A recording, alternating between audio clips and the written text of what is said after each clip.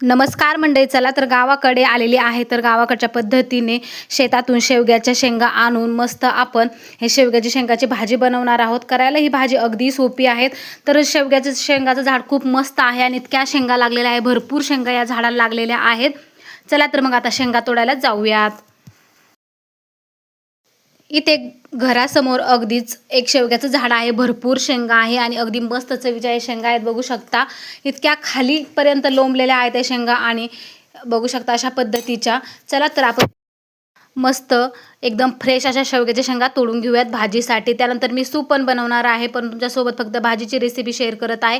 गावाकडच्या पद्धतीने काळ्या मसाल्यातील या शेवग्याची शेंगाची भाजी खूपच मस्त लागते आणि त्याही शेतातून डायरेक्ट तोडून आणायच्या आणि त्याची भाजी बनवायची. शेंगा पण जास्त उंच आहेत आणि काही खालीसुद्धा इतक्या लोंबलेल्या आहेत का भरपूर शेंगा आलेल्या आहेत झाडाला. चला तर मग शेवग्याच्या शेंगा मस्त तोडून घेतल्या.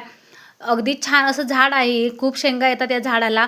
म्हणजे 12 महिने म्हटलं तरी अशा झाडाला शेंगा असतात. पहिल्या संपल्या की दुसऱ्या लगेच लागतात, त्यामुळे भरपूर झाडाला या शेंगा लागलेल्या असतात. चला तर शेंगा मी तोडून आणलेल्या आहे घरी. आता यांना मी आता कट करून घेत आहे. वेळीवरती अशा पद्धतीच्या शेंगा कट करून घ्यायच्या. बघू शकता वरचे जे सालं असतात जेवढं निघल, त्या शिरा ज्या असतात त्या निघेल तेवढ्या काढून घ्यायच्या.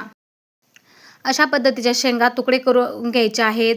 तर तुम्ही सुद्धा या पद्धतीची भाजी नक्की बनवून बघा. करायला भाजी अगदी सोपी आहे. काळ्या मसाल्यातील अगदीच नगरी पद्धतीने भाजी बनवलेली आहे. तुम्ही सुद्धा या पद्धतीची ही नगरी पद्धतीची भाजी नक्की बनवून बघा. खायला खूपच भन्नाट चवीची लागते.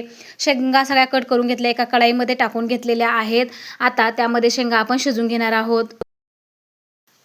आता शेंगा शिजून घ्यायच्या आणि यामध्ये थोडंसं चवीनुसार मीठ टाकायचं, म्हणजे शेंगाची भाजी केल्यावरती त्या अळणी वगैरे लागत नाही.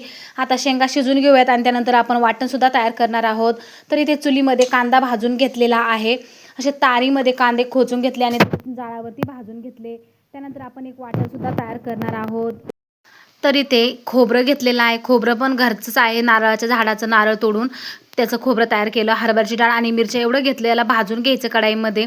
आता तेल टाकून घेतलं. खोबरं सगळ्यात अगोदर भाजून घ्यायचं, त्यानंतर हरभरा डाळ आणि मिरच्यासुद्धा भाजून घ्यायच्या आहेत. तर खूप मस्त ही भाजी लागते. एकदा बनवून बघा तुम्ही या पद्धतीने, अगदी चविष्ट ही भाजी बनते. करायला खूपच सोपी पद्धत आहे. चला खोबरं भाजून झालं, काढून घेऊया. लगेच डाळ टाकून घ्यायची, डाळसुद्धा भाजून घ्यायची. डाळ भाजली की ती काढून घ्यायची. त्यानंतर मिरच्यासुद्धा भाजून घ्यायच्या. कांदासुद्धा भाजलेला आहे आपला आता चुलीमध्ये.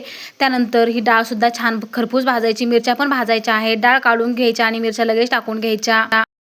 खूपच चविष्ट ही भाजी बनते. बाजरीच्या भाकरीसोबत, ज्वारीच्या भाकरीसोबत अप्रतिम लागते. तुम्ही सुद्धा या पद्धतीची भाजी नक्की बनवून बघा. करायला सोपी आहेच, खायला तेवढीच भन्नाट चवीची आहे.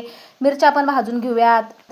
मिरच्या भाजून काढून घ्यायच्या आणि लगेच आपण मसाला वाटून घेणार आहोत. पाट्यावरती हा मसाला वाटायचा, त्यामुळे भाजी अगदी चविष्ट लागणार आहे.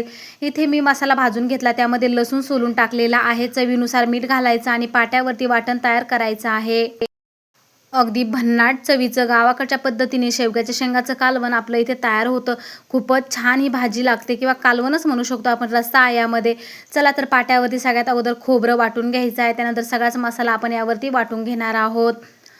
तर पाट्यावरच्या वाटणाची भाजी खूप छान लागते. एकदा बनवून बघा तुम्ही या पद्धतीची भाजी. पाटा नसेल तर मिक्सरमध्ये तुम्ही वाटलं हा मसाला तरी पण चालेल. यामध्ये थोडेसे शेंगदाणे घालून घ्यायचे आहे. शेंगदाणेसुद्धा या भाजीमध्ये घातले जातात. चला तर मस्त सगळा मसाला आपण आता बारीक करून घेणार आहोत पाट्यावरती. तर अगदी चविष्ट ही भाजी बनते. चला तर मग आता इथे खोबऱ्याचं वाटण तयार केलं. आता हरभरा डाळ आणि सगळाच मसाला यावरती टाकायचा आणि वाटून घ्यायचा.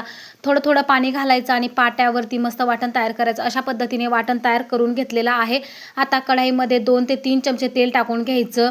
तर तेल गरम झालं की यामध्ये मसाले टाकून घ्यायचे आहेत. तुमच्याकडे जे मसाले अवेलेबल आहे ना घरामध्ये, तेच मसाले यामध्ये टाकून घ्यायचे.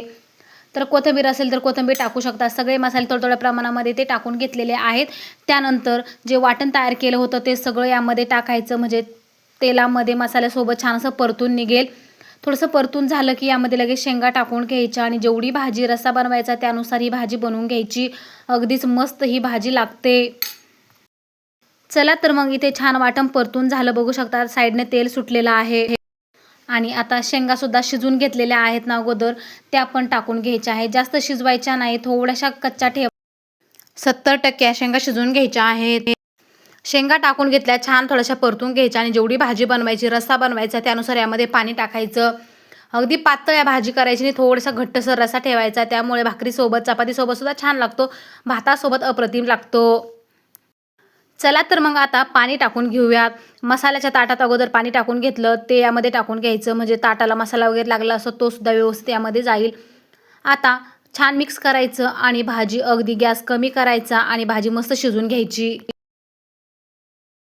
तर बघू शकता भाजीला मस्त उकळी आली. थोडा वेळ भाजी उकळून घेतल्यावरती अशा पद्धतीची दिसत आहे, बघू शकता.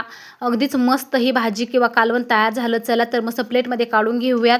चुलीवरच्या गरमागरम बाजरीच्या भाकरीसोबत ही भाजी अप्रतिम लागते.